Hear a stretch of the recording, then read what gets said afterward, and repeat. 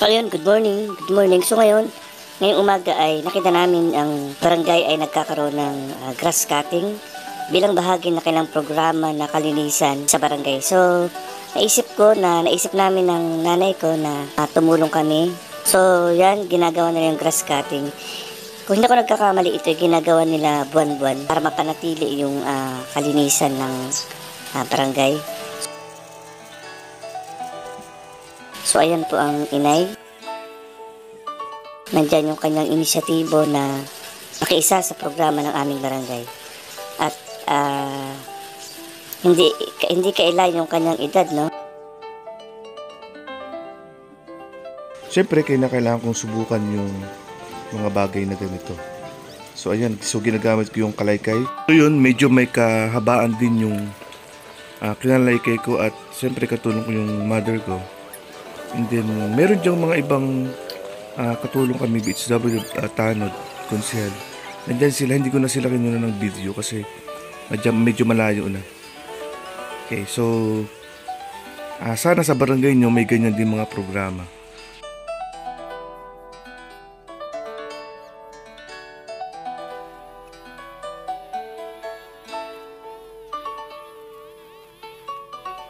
So yun, habang ginagawa ko yung paglilinis na yan, naisip ko yung kahalagahan ng mga street sweeper.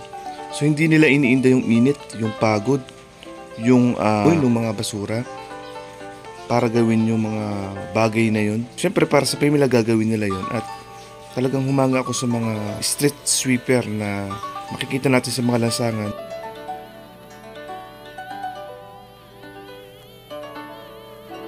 So kami na rin ang nagdakot ng mga damo, hindi naman kasi madumi dahil mga sariwang damo. At alam nyo ba, sa barangay namin ay masasabi ito na isa sa mga napakalinis na barangay dito sa aming bayan. Ang mga namumuno, yung mga nasa administrasyon, talagang makikita mo sa kanila yung pagkakaisa na ang aming barangay ay matawag na isang malinis, matiwasay at maayos na barangay. Ang mother ko is konsehal ng barangay dati. Nag-serve siya ng 3 terms. Kaya hindi pa rin niya nakakalimutan yung mga ganitong mga bagay, yung paglilinis at iba pang mga programa ng barangay namin.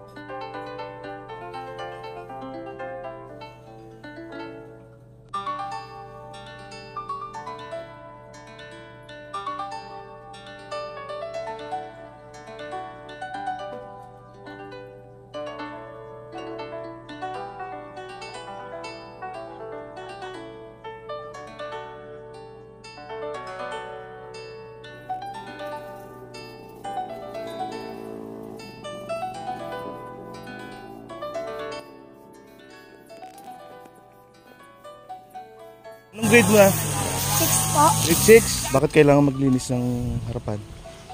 Para po maging hindi po madumi ang ating paligiran. Anong pangarap mo sa buhay? Pulis po. Maging pulis, bakit? Para tagaligpit po ng mga masasama po. Mga magnanakaw? Opo.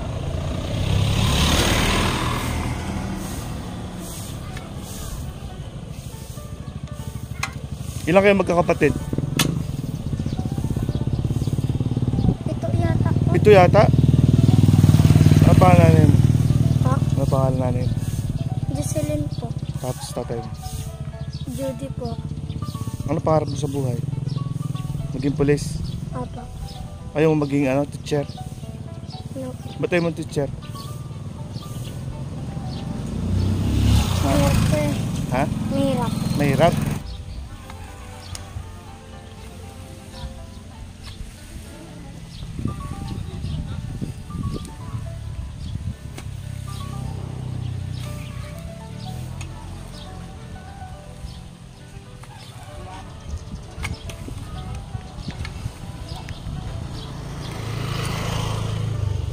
May gamit ka na sa school? Ano ka bang gamit? Mabili ko po. Nabili pa? Ilan kayo nag-aaral magkakapatid? Ilan kayong ang magkakapatid na nag-aaral? 5 po. 5 kayo?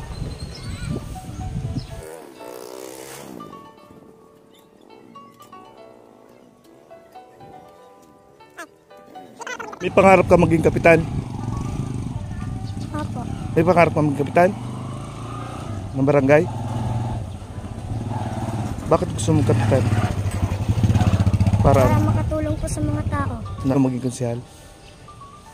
Mas gusto mong kapitan? Bansang ibon, Pambansang ibon. Agila. agila. Pambansang dahon. Ano yun? Ano pambansang dahon? Pamaypay. Pamaypay? Ano yun? Pas, pag hindi mo alam, pas. Pas. Pambansang hayop. Pambansang hayop. Pas na? Hindi ko alam yun eh. Pambansang prutas. Sa ulo ko yun eh. Hi.